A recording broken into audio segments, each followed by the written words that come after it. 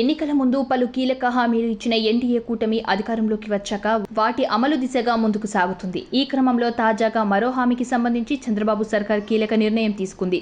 దీంతో ఏపీలోని విద్యార్థులకు శుభవార్త చెప్పినట్టయింది. గతంలో వైసీపీ హయాంలో ఇచ్చిన అమ్మఒడి పథకాన్ని పేరు మార్చి తల్లికి వందనం పేరుతో విద్యార్థుల కోసం అందించాలని భావించిన చంద్రబాబు సర్కార్ తల్లికి వందనం స్టూడెంట్ కిట్ను సంబంధించి క్లారిటీ ఇచ్చింది. ఈ మేరకు పాఠశాల విద్యాశాఖ కార్యదర్శి కోన శశిధర్ ఉత్తర్వులు జారీ చేశారు. 1వ తరగతి నుంచి ఇంటర్మీడియట్ వరకు చదివే విద్యార్థులకు తల్లికి వందనం పేరుతో ఏడాదికి 15,000 రూపాయల ఆర్థిక సహాయం అందించాలని టీడీపీ కూటమి ప్రభుత్వం నిర్ణయించింది. అయితే తల్లికి వందనం స్టూడెంట్ కిట్ ప్రయోజనాలు పొందడానికి కొన్ని గుర్తింపు కార్డులను తప్పనిసరి చేస్తూ తాజాగా వెలువరించిన ఉత్తర్వుల్లో పేర్కొంది. తల్లికి వందనం స్టూడెంట్ కిట్ పథకాలకు సంబంధించి డబ్బుల కోసం లబ్ధిదారులు తప్పనిసరిగా ఆధార్ కలిగి ఉండాలని ప్రభుత్వం పేర్కొంది. ఒకవేళ ఎవరికైనా ఆధార్ కార్డు లేకపోతే వెంటనే దరఖాస్తు చేసుకోవాలని కూడా సూచించింది.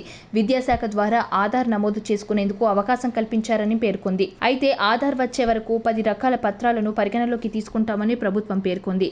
ఆధార్ వచ్చే వరకు ఓటర్ గుర్తింపు కార్డు, రేషన్ కార్డు, బ్యాంకు లేదా postal passbook, driving licence, passport, ఉపాధి పథకం కార్డు, కిసాన్ పాస్బుక్, ఆ వ్యక్తిని ధృవీకరిస్తూ గెజిటెడ్ అధికారి సంతకం చేసిన పత్రం, తహసీల్దారు ఇచ్చే పత్రం, ఇలా పలు డాక్యుమెంట్లను అనుమతిస్తామని పేర్కొంది. ఇక తల్లికి వందనం పథకంలో భాగంగా దారిద్ర్య రేఖకు దిగువన తల్లులు లేదా సంరక్షకులు సంవత్సరానికి 15,000 రూపాయలు ఆర్థిక సహాయం అందిస్తారు. అయితే ఈ సహాయం పొందాలంటే విద్యార్థులకు 75% హాజరు తప్పనిసరిగా ఉండాలని ప్రభుత్వం ఉత్తర్వుల్లో పేర్కొంది. ఇక స్టూడెంట్ కిట్ కింద ప్రభుత్వం ఎయిడెడ్ స్కూల్లో చదివే విద్యార్థులకు పాఠ్య పుస్తకాలు, బ్యాగ్, నోట్బుక్స్, వర్క్ బుక్స్లు, ఇంగ్లీష్ డిక్షనరీ, 3 జతల యూనిఫామ్, బెల్ట్, 1 జత బూట్లు, 2 జతల సాక్స్లు అందజేస్తున్నట్లు ప్రభుత్వం పేర్కొంది.